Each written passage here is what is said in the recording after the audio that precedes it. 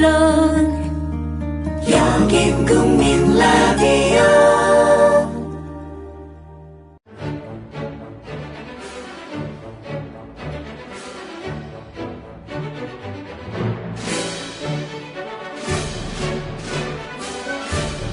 정치평론가 서영석과 김용민 PD의 정치 토크.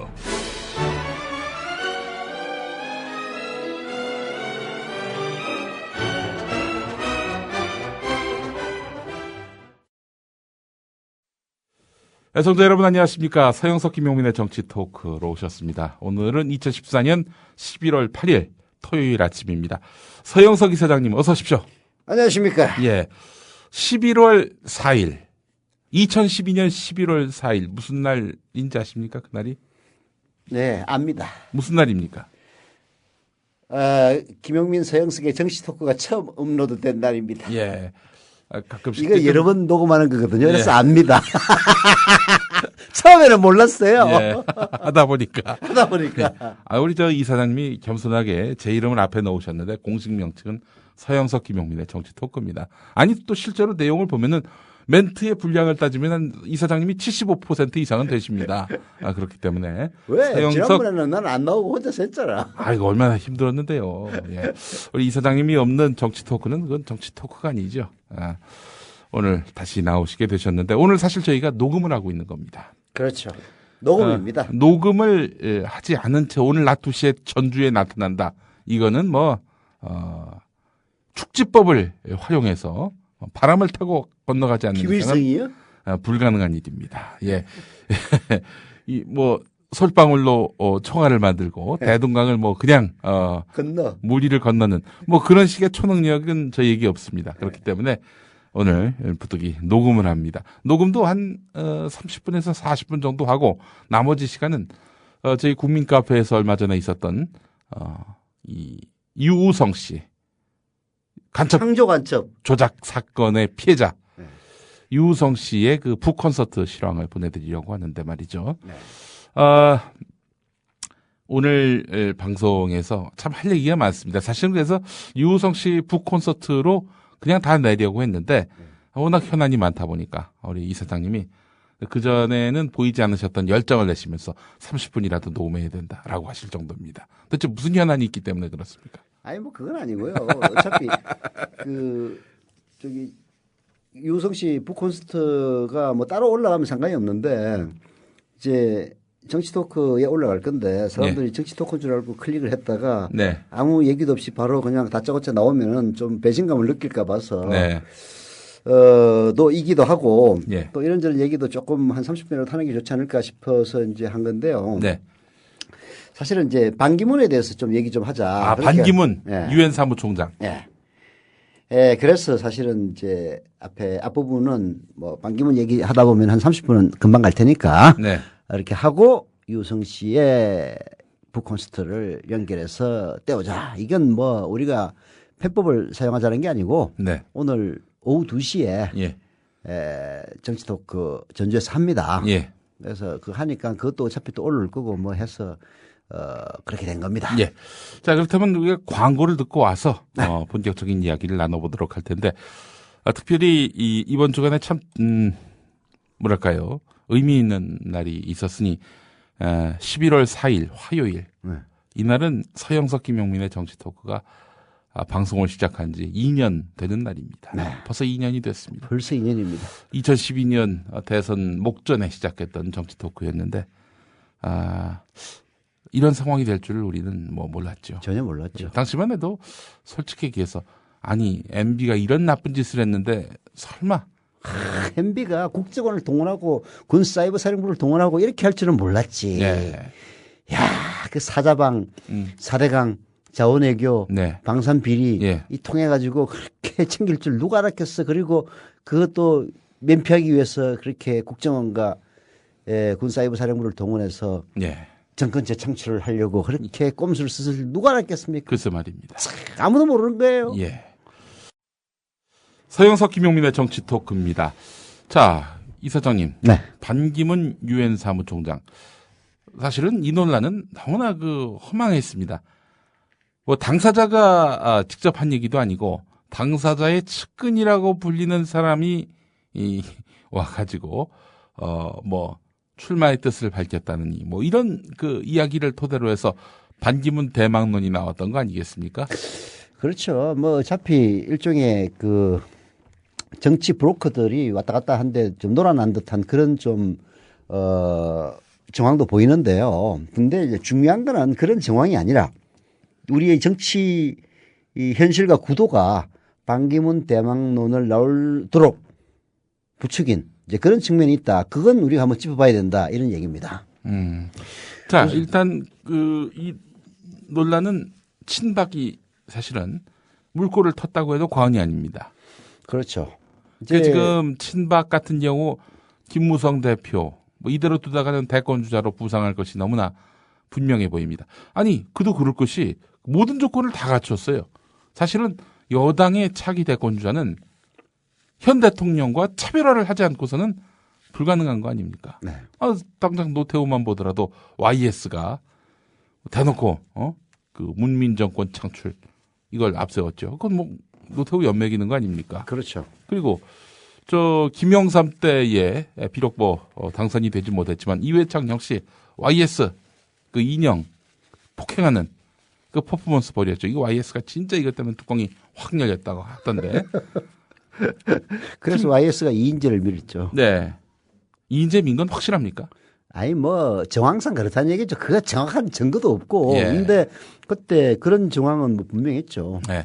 그리고 또 김대중 대통령 때 노무현 전 대통령도 뭐 민주당이라고 내세우지 않고 국민 후보로 이렇게 내세웠고요. 또 어쨌든 그 DJ와는 좀 뭔가 색채를 좀 달리하려는 그런 움직임들이 너무나 뚜렷했고, 저기 노무현 대통령 때 정동영 후보 같은 경우도 친노계로부터 뭐 거의 뭐 말하자면 비토를 당하지 않았습니까?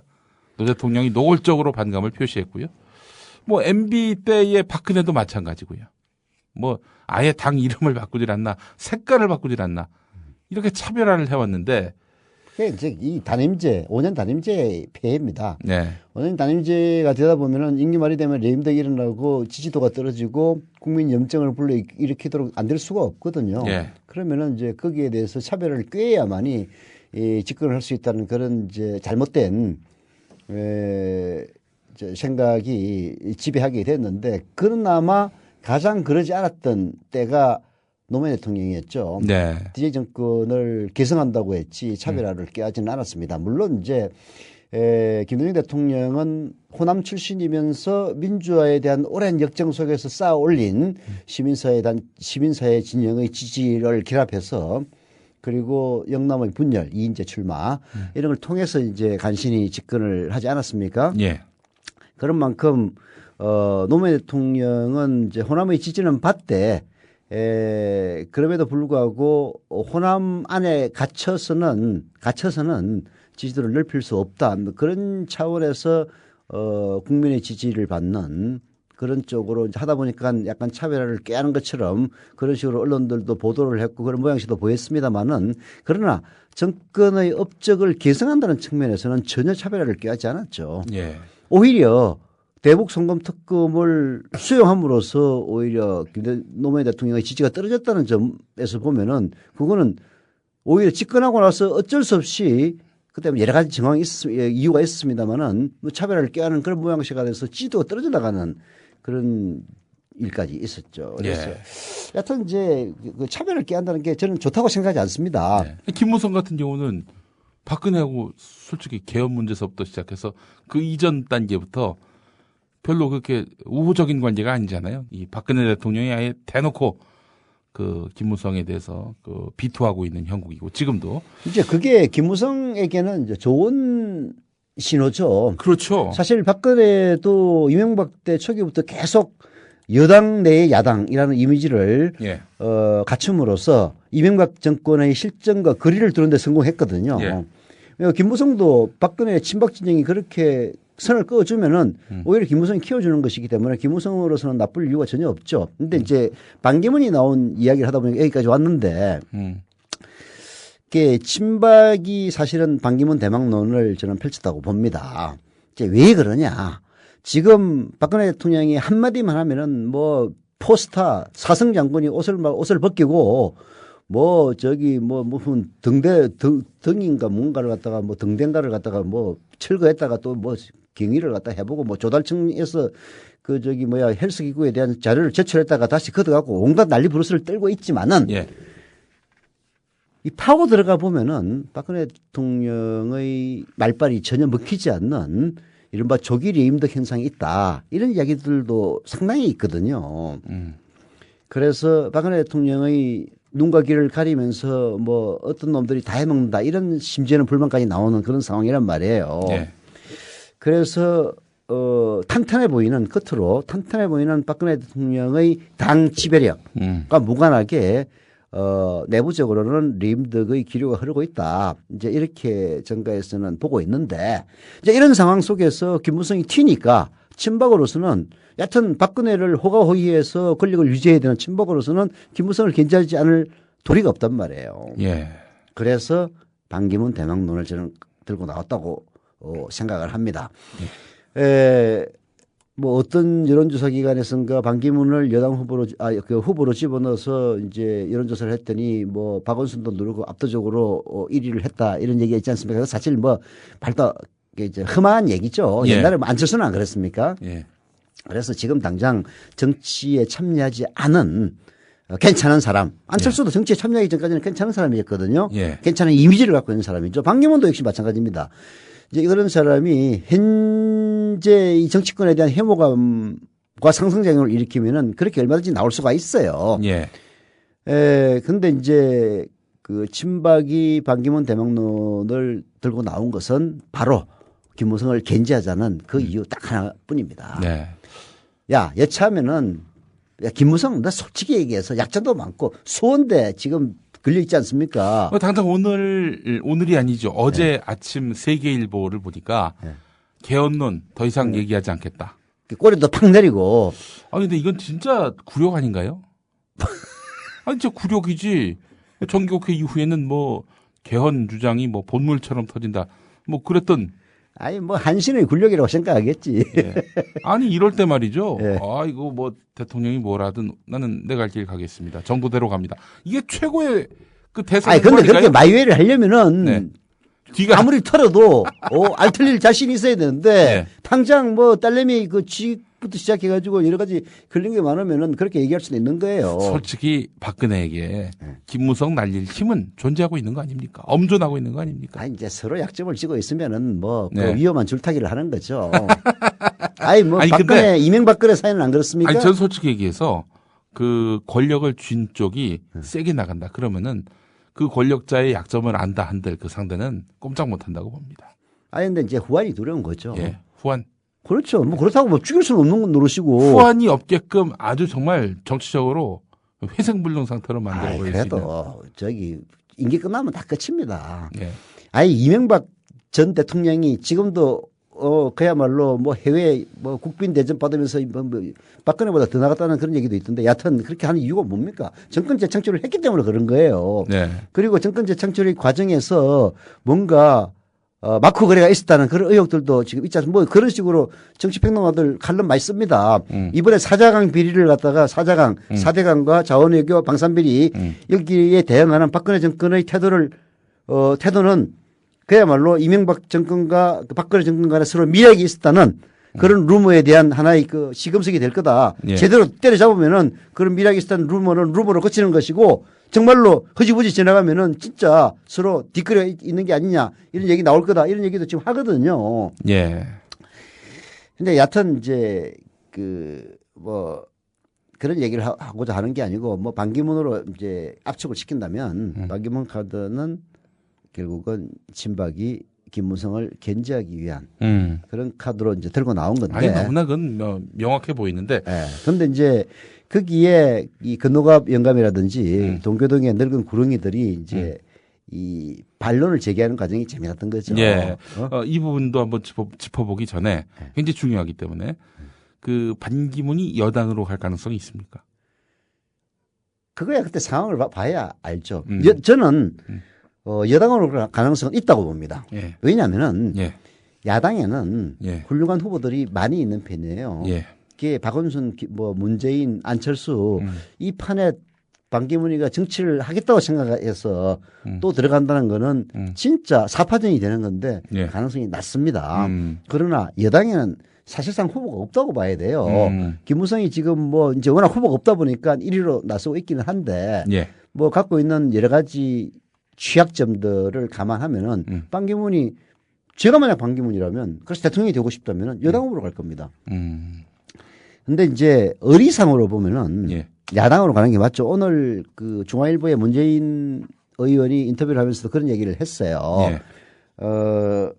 반기문 뭐 지금 유엔 총장 열심히 잘하고 있는 분을 그 뭐 정치를 한다 만다 이렇게 얘기하는 것은 좀 웃기는 이야기지만은 임기를 잘 마친 뒤에 정치를 한다면 우리와 하는 게 DNA에도 더 맞고 의리상으로도 그럴 거다.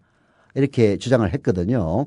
사실 그때 유엔 사무총장을 노렸던 분이 뭐 중앙일보 홍석현 회장 예, 참여정부 때 주미대사 하면서 예. 유엔 사무총장으로 간다는 소리 파다했지 않습니까? 예. 근데 엑스파일 사건으로 이제 낙마를 하면서 대타로 가신 분이 반기문 총장이죠. 네. 사실상. 근데 사실 참여정부가 없었다면 그 유엔 사무총장이 되기 어려웠죠. 예. 그리고 뭐 재선까지 이제 하게 됐는데요. 예. 이런 점들을 고려할 때 뭐 정치를 한다면은 우리하고 하는 게 맞다라는 문재인 의원의 얘기도 나왔고 뭐 사실상 DNA로 봐도 그게 맞지 않느냐 이런 얘기가 나온 거죠. 네. 그런데 이제 사실 그 의리상으로 보면 그렇지만은 예. 아까 제가 말씀드렸다시피 의리로 말하자면 박명재 새누리당 의원도 그 정말 문제가 많죠. 포항, 남음, 울릉 예. 여기 저 이상덕, 김영태 지역구였잖아요. 예. 지금 거기 터줏대감입니다. 근데 이 사람 참여정부 때 행정자치부 장관 했었어요. 그렇죠. 예. 그 행정자치부 공보관도 옛날에 했었는데 예. 뭐 그때 제가 한참 그때 그 근방에서 출입기도 하고 있을 그럴 때였습니다. 그래서 예. 하는데 여하튼 이제 뭐 의리로 정치를 하는 건 아니니까 그 문재인 의원은 뭐 DNA도 맞지 않느냐라고 했지만은 정치 구도상 반기문 총장이 이 야당에 와서 정치를 하기는 쉬운 상황은 아닙니다.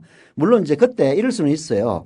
지금 야당의 유력한 주자인 박원순이나 문재인, 안철수 이런 사람들이 완전히 그때 뭐 하여튼 미워받고 있으면은 지지율이 밑으로 기고 있으면 그때는 이제 가능하다라고 볼 수는 있는데 예. 안철수 의원이 그런 상황에서 들어와 가지고 결국은 그 후보가 되지 못했지 않습니까? 예. 그런 여러 가지 점들을 학습 효과를 고려한다면은 반기문이 정치를 안 하면 모르지만은 정치를 한다면은 여당으로 갈 가능성 배제하기는 어렵다. 이렇게 결론을 내릴 수가 있죠. 자, 여당에 가면 김무성이 가만히 있을까요? 또 친박은 어디를 봐도 소수인 것 같습니다. 당장 개헌 논의와 관련해서 당내 그 의견 분포를 보면은 친박은 소수예요. 이게 뭐 반기문이 만약 들어온다면은 여론의 힘, 친박의 도움 이걸로 그렇죠. 친박이라기보다는 여론의 힘으로 승부를 하겠죠. 네. 옛날 이해창도 그러지 않았습니까? 예. 뭐 이해창을 내치기 위해서 그때 김영삼 대통령 굉장히 그 이해창을 견제를 많이 했거든요. 예. 근데도 불구하고 뭐 인기가 좋으니까 방법이 없었죠. 그때 뭐 구룡이라고 해가지고 그야말로 여당 전당대회 사상 전무후무하게 9명의 후보가 난립했습니다. 그랬죠. 예. 그럼에도 불구하고 결국은 이해창을 주저앉히지 못했거든요. 그래서 인기라는 게 국민적 인기라는 게 그만큼 중요하기 때문에 반기문이 만약에 여당을 선택한다면은 그런 인기를 기반으로 해서 밀어붙일 것이기 때문에 뭐 김무성이 뭐 반발을 한다고 한들 뭐 어떡할 겁니까? 뭐 자기가 직접 뭐 권한을 갖고 있는 건 아닌데 그렇지 않습니까? 뭐 검찰을 동원하겠습니까? 뭐 국정원을 동원하겠습니까? 그렇다면은 네. 그 사실 이회창 당시 후보 네. 1997년 대선 레이스 때 근데 이회창 후보는 YS하고 그 각을 세웠던 인물 아닙니까? 사실 그 당시 이회창이 여론에 힘을 입어서 이렇게 인기를 모았다 하면 YS와의 차별화가 너무나 분명해서 그런 건 아닐까요? 그렇죠. 그렇죠. 그게 동력이었던 거잖아요. 그런데 이번에는 재미있게 봐야 될 대목이 있습니다. 만약에 반기문 총장이 유엔 사무총장을 마치고 진짜로 대선에 도전한다면은 그 바로미터가 뭐가 될 것이냐. 네. 그걸 한번 생각해 보세요. 네. 저는 박근혜 대통령이 예. 반기문 총장을 총리로 임명할 가능성이 있다고 봅니다. 총리로. 그리고 반기문 총장이 그걸 받아들인다면 예. 후보로 나서는 거예요. 아, 그게 바로미터다. 그렇죠. 아니 그러니까 그야말로 유엔 사무총장 하다가 뜬금없이 대선에 나갈 수는 없는 거예요. 네. 그렇다고 해서 뭐 국회의원을 출마를 하겠습니까? 그 시점상으로 국회의원 출마가 될지는 잘 모르겠는데 뭐 국회의원으로 나간다 손 치더라도 안 될 겁니다. 네. 안 될 거예요. 뭐 어떻든 치더라도 예. 이게 여러 가지로 시점상 그 정치적 경력을 쌓기가 쉽지 않거든요. 그러나 그것 없이 또 도전한다면은 그 인기가 거품으로 끝날 가능성이 있어요. 네. 그걸 해결해 줄 수 있는 유일한 사람이 박근혜 대통령입니다. 네. 뭐 총리로 임명을 해서 국정을 이끌게 한다든지 이제 그렇게 하면 뭐 순식간에 예. 이게 인지도를 끌어올리는 거니까. 네. 이제 그래서 재밌어요. 아 이제 그렇게 된다는 건 아니고 네. 한다면은 이제 그런 수순을 밟을 것이다라는 건데. 근데 유엔 사무총장까지 한 분이 그 뭐 아무리 자기의 모국이긴 하더라도 1개국의 총리를 한다는 게 그 모양이 좀 나나요, 그게? 모양은 안 나죠. 그래서 위인전까지 올랐으면은 명예를 얻을 만큼 얻었는데. 아니, 그러니까 지금도 반기문 총장 쪽에서는 그거 무슨 얘기냐. 동생이 나와서 그런 얘기 했다면서요. 네. 동생인가 형인가. 측근이라고 하는 사람들 동생입니다. 동생입니까? 예. 동생이 뭐 그 반기문 측근이라고 나오는 사람 순사기꾼들이라고 그렇게 얘기를 했다면서요. 예. 그게 사실 이제 반기문 총장이 뭐 정치적 야심을 애당초부터 갖고 있었던 정치인 출신도 아니고 예. 외무고시 해가지고 외교 관료로 잔뼈를 굵었던 사람 아닙니까? 예. 외무고시 맞나? 맞을 거야 아마. 네. 그런 분이 이제 유엔 사무총장을 하고 와가지고 다시 대통령에 도전한다. 이거 사실 이제 상식으로는 이제 맞지 않은 건데 예. 그래도 대통령이라고 하는 네. 이제 대통령병이라는 게 또 아주 무서운 고질병이거든요. 네. 예, 뭐 막판에 뭐 들 수도 있다. 인간의 욕망이라는 구조로 볼 때. 네. 그렇다면은 아까 얘기했던 이제 그런 수순을 밟을 거다라고 예측을 하는 건데요.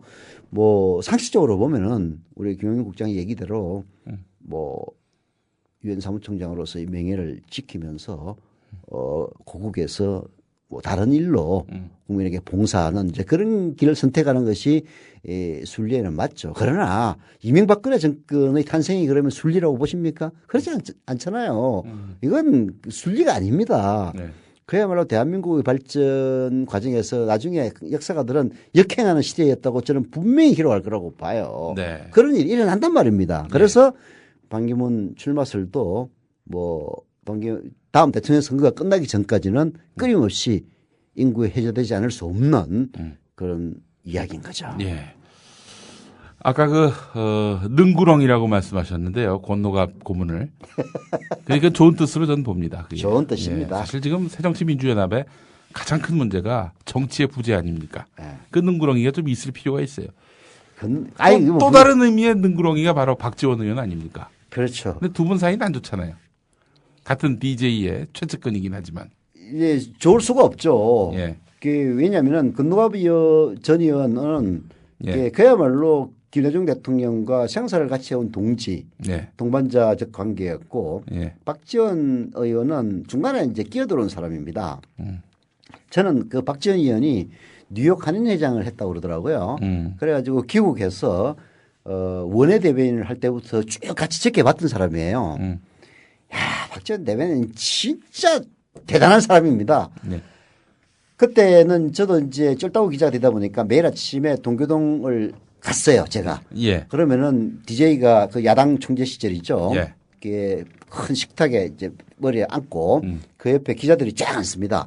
근데 주로 방송 기자들이 나이가 많으니까 이제 앞줄에 앉고 예. 그 다음에는 뭐 순서 없이 앉는데 저는 항상 이 대가리 디미는 체질이다 보니까 가까운 자리에 앉았어요. 예. 그러면은 이제 DJ하고 예. 아마 다른 기자들 되게 꼴보기 싫었을 거예요. 예. 저 새끼는 서열도 모르고 앞에 그냥 대가리 디밀고 있다고. 예. 이제 그 아침에 미역국하고 떡 먹으면서 이런저런 이제 얘기를 하고 했는데 네. 떡은 무슨 떡이었습니까? 그때 인절미였어요. 인절미. 예. 아. 아침을 인절미를 드시더라고. 그리고 미역국을 주더라고요. 왜 밥을 안 먹죠? 모르겠어요. 그럼 뭐 기자들도 이제 DJ가 그렇게 드시니까 예. 우리도 같이 먹을 수밖에 없죠. 예.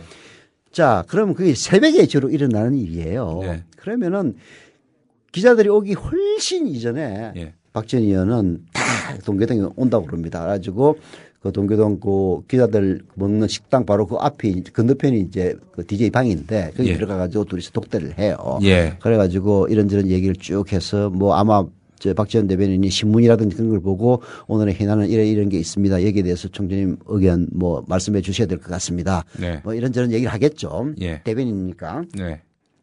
그러면은 이제 조금 있다가 이제 문에서 나와가지고 식탁에 딱 앉으면 기자들이 주르르 앉거든요. 예. 그럼 그 옆에 딱 앉아서 메모를 쫙 합니다. 이제 DJ 한마디를 딱 메모를 해요. 예. 자, 그리 되면은 이제 당사에 DJ하고 같이 출근한단 말이에요. 예. 근데 DJ는 총재니까 의원들이 뭐 전부 다 얼굴을 볼 수는 없잖아요. 예. 근데 도대체 총재님이 오늘 뭔 생각을 하고 있고 심지어는 오늘 뭐 결제 받을 게 있는데 심기가 편한지 불편한지 이거 알아야 된단 말이에요. 예. 박지원한테 가서 묻습니다. 예. 뭐 그런 식으로 해가지고 이게 바로 문고리 권력이에요. 그게 문고리 권력이에요, 사실은. 문고리 권력 다르게 생기는 거 아닙니다. 아, 그렇게 해서 이제 중간에 끼어들어서 말하자면은 그야말로 각고의 노력으로 DJ 신임을 받아서 예. 뭐 출세를 했죠. 뭐 장관도 하고 그리고 청와대 비서실장까지 했으니까. 예. 이제 그런 이제 굴러들어온 돌인 객이고 예. 박힌돌인 건노갑하고 사이가 좋을 수는 없죠. 그러나 같이 있을 때는 사이가 나쁘지 않았어요. 박지원 의원이 이제 나이 드신 분들에게 잘합니다. 굉장히 잘해요. 예. 아, 잘합니다. 기자들한테도 잘해요. 예. 오죽하면은 제가 어느 날 원내대변인 시절에 그 저기 마포구에 있는 그 당사의 시절인데 그때 그 이해찬 총리가 초선 의원이라서 맨날 기자들하고 고스톱 치던 시절입니다. 네. 아, 이해찬 총리가 고스톱을 쳐요? 아, 그럼요. 아, 그런 강직한 양반이? 그 초선 의원인데 예. 이제 그 기자실에 딱 오면은 아, 그분은 뭐 개평이고 뭐가 없을 것 같아요. 아예 안 그래요. 아. 재밌게 잘 칩니다. 그리고 얄짤없을 것 같은데. 실력도 대단해요. 어, 그래요? 네. 그 시절인데 예. 그 박지원 의원이 아침에 왔는데 이 양반이 또 베스트 드레스예요. 옷 잘 입습니다. 예. 넥타이를 아주 좋은 어울리는 넥타이를 메고 있더라고요. 아, 그렇다면 그게 저 부인이 이렇게 챙겨준 게 아니라 본인이 그렇게 입고 나왔다는 그렇죠. 거예요? 본인이 한 겁니다. 오. 조금 이따 그 얘기가 나와요. 예. 그래서 내가 지나가면서 아유 대변인 넥타이 멋있네요. 이렇게 한마디 하고 지나갔거든요. 네. 근데 그때 제가 이제 석강 기자니까 아침 10시쯤 돼가지고 막 기사 보낸다고 막 대를 싸매고 있는데 예. 박지원 그 원내대변인의 그 저기 보좌관이 나한테 와가지고 등을 툭툭 치더라고. 예. 그래서 뭘 하나 떡 주고 가요. 예. 박스에 포장이 조그만한 데 있는데 뭐야 그랬더니 나 열어보시면 압니다 그러더라고. 예. 그래가지고 이제 마감하고 나서 열어봤더니 예. 아침에 그 맸던 넥타이 똑같은 새 넥타이를 하나 딱 넣어가지고 내가 갖다 줬더라고. 그게 박지원 뭐 이제 그 구렁이 얘기가 나와가지고 저희가 얘기한 그렇죠. 겁니다. 자, 하여간 그 박지원 권노갑 두 분 다 이 동교동에서 방귀 좀 뀌는 분들인데 권노갑 고문께서 왜 뜬금없이 반기문 총장 이야기를 했는지. 사실 반기문 총장은 DJ 정부보다는 참여정부, 노무현 정부에 좀 더 어울리는 그런 분 아닌가요? 아, 이게 건노갑 의원은 이제 그 때마침 예. 반기문 의원의 자칭 측근이 와가지고 이제 그런 얘기를 했던 것도 뭐 이유가 되겠습니다만은 예. 그게 말하자면 반격을 한 거죠. 예.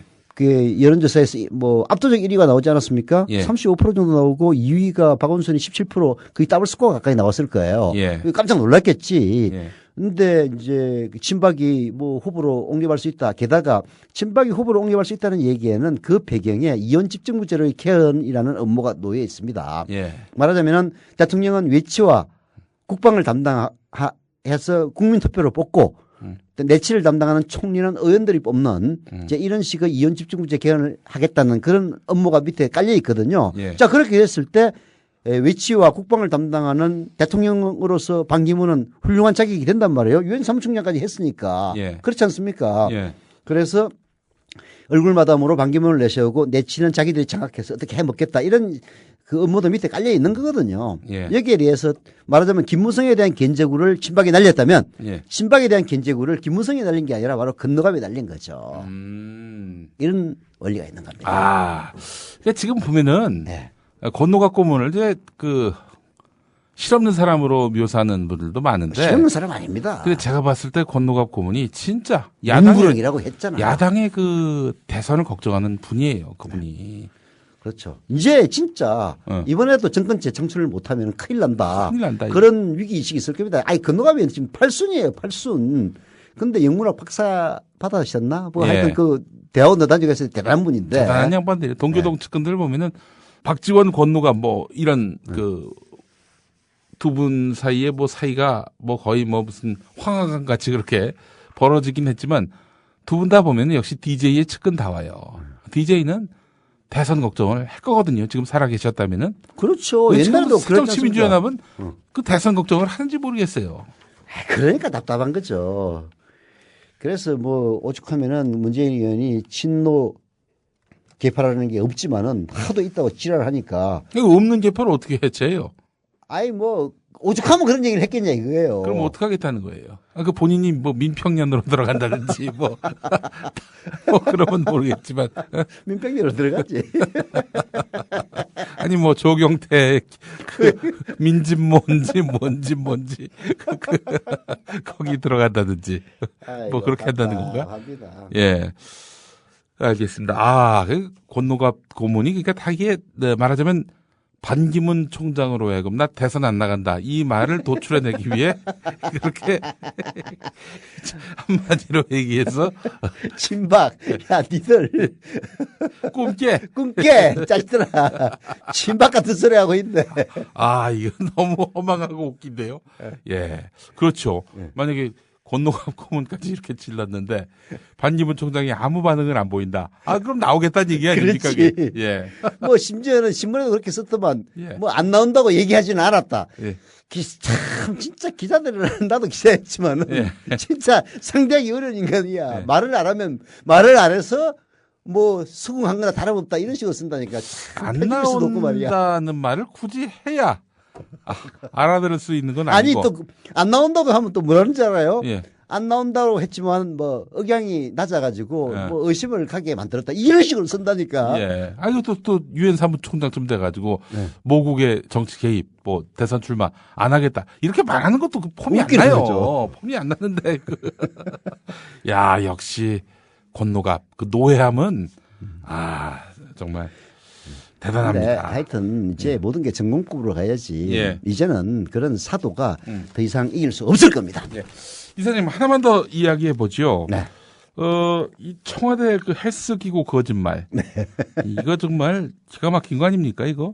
아니 그래서 그거를 뭐 청와대 본관에다 갖다 놨다면서요. 근데 청와대 본관에 누구나 다 들어와서 이용할 수 있는 그런 청와대 본관은 아닐 텐데 이 뭐 청와대 해명으로는 이건 뭐 혼자 쓰기 위해서 설치한 그런 헬스 기구가 아니다. 뭐 또 왔다 갔다 한다 인지를 해가지고 뭐 혹은 뭐 그 기구를 여기도 놓았다가 저기도 놓았다가 그게 말되는 얘기야. 아니 이제 그거죠. 저는 그 솔직하지 못함이 결국은 이제 이 사달을 만든 원인이라고 봅니다. 네. 아니 사실 뭐 대통령이 네. 뭐 오바마나 우리나라 대통령 그 품위를 유지하고 안전을 위해서 쓰는 돈이 얼마나 많습니까? 그렇죠. 이제 국정의 최고 중심이기 때문에 사실 지불하는 것 아닙니까? 4년간이긴 하지만은. 예. 자, 그런 상황에서 1억짜리 헬스기구를 썼다고 해서 그게 무슨 큰 문제가 되겠습니까? 네. 저는 전혀 문제가 없다고 생각을 해요. 예. 문제는 이런 거죠. 박근혜 대통령의 측근들은 박근혜 대통령이 매우 소박하고 검소하고 그리고 얼굴이랄 뭐 화장이라든지 이런 뭐 이상한 그런 데 신경 안 쓰는 그런 훌륭한 자유로운 어머니 같은 이미지를 주고 싶어 하는 거예요. 그런데 그거는 본질이 그래서 그런 이미지를 준다면야 아무 문제가 없는데 그런 이미지를 만들고 하니까 사달이 나는 거야. 자, 그런 소박하고 검소한 어머니가 1억짜리 헬스기구를 갖다 쓰고 있어? 이런 얘기 듣기 싫은 거란 말이에요. 네. 그렇게 하다 보니까 이제 거짓말을 해야 되거든. 예. 거짓말을 하다 보니까 거짓말을 이게 무슨 아주 치밀하게 헬스기구 가지고 한 10년을 연구해가지고 거짓말을 정교하게 만들어낼 수도 없는 거고, 뭐 대충 임경면으로 때우다 보니까 이게 들통나고 저게 들통나고 해가지고 만천하에 웃음거리가 되는 거죠. 아니, 솔직하게 처음부터, 대통령 건강이 얼마나 중요하냐. 그렇다고 뭐, 청와대 기자들이 놀고 있는 그런 헬스클럽 가가지고 운동할 수는 없는 거고, 연세도 있으니까 좀 비싸더라도 건강에 크게 무리가 없는 그런 기구 좀 구입했다. 얘기하면 누가 뭘 하겠어요. 사실 김대중 대통령 그 시절에 서울 뭐 이제 국군 무슨 지구 통합병원인가 뭐 병원 하나 있었어요. 그게 대통령 전용 병원인데 예. 거기에 그 대통령 전용 병실에 최첨단 의료기구로 도배를 했습니다. 그때 돈 몇십억 들어갔을 거예요. 그래도 어느 야당에서 그때 누가 뭐라고 했습니까? 대통령 건강은 중요하니까 자 그렇게 하면 되는 거란 말이에요. 예. 아니 누가 물어보면 솔직하게 얘기하면 누가 뭐라고 그러겠어요. 네. 그거를 갖다가 뭐 소박하고 검소하고 이런 이미지에 어울리지 않는다 해가지고 이걸 갖다가 숨기고 숨기다 보니까 거짓말을 해야 되고 그러다 보니까 또 들통이 나면 또 다른 거짓말로 그걸 메꿔야 되고 가다 보니까 완전히 개 코미디를 만들어 놓은 것 아닙니까? 이 자잘한 것까지 거짓말을 하는 걸로 봐서는 말이죠. 네. 큰 거짓말도 있단 말이죠, 분명히. 아직 드러나지 않은 감춘. 그런 것들이 뭐 분명히 있을 거라고 생각하고요.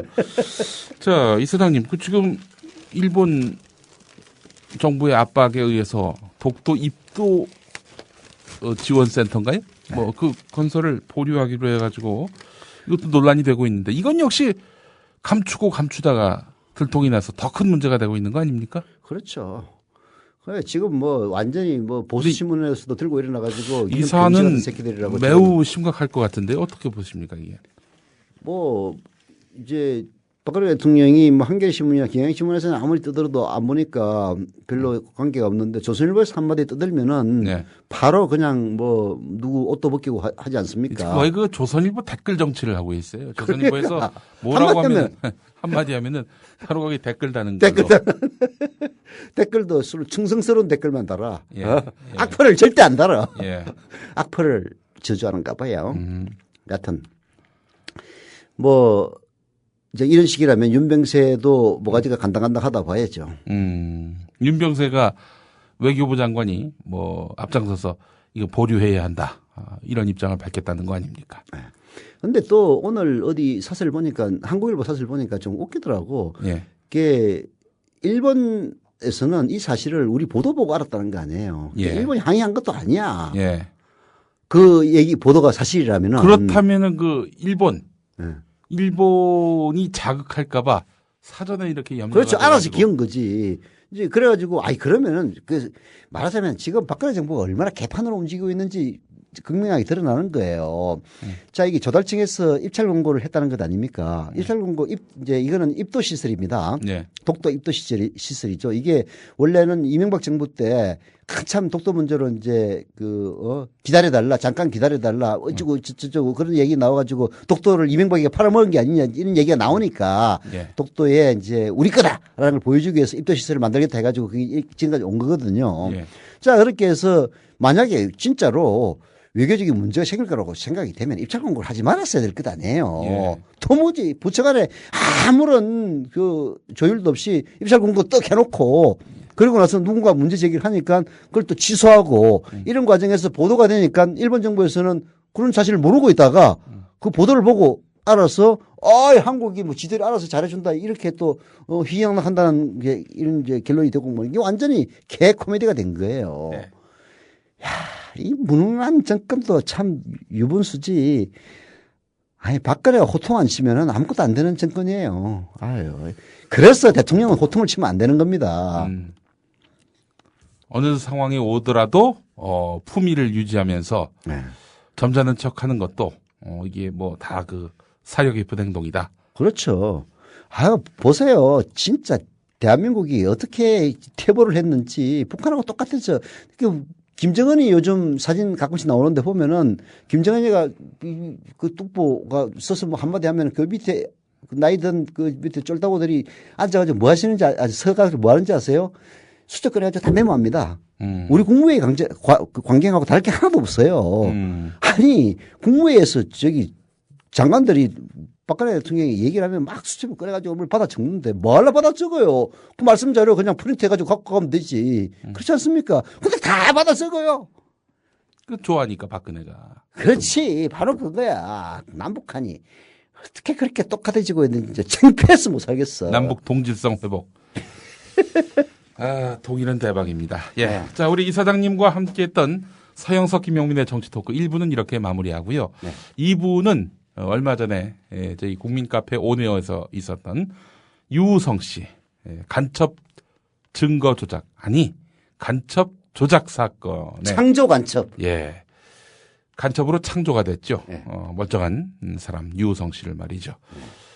유우성 씨 북콘서트를 보내드리도록 하겠습니다. 2부가 이어집니다. 국민라디오 지지하는 4가지 방법 아시나요? 다운로드하기, 별점 주기, 댓글 달기, 구독하기. 국민라디오를 보다 많은 이들에게 전할 수 있는 가장 손쉬운 방법. 다운로드하기, 별점 주기, 댓글 달기, 구독하기. 잊지 마세요. 다운로드하기, 별점 주기, 댓글 달기, 구독하기.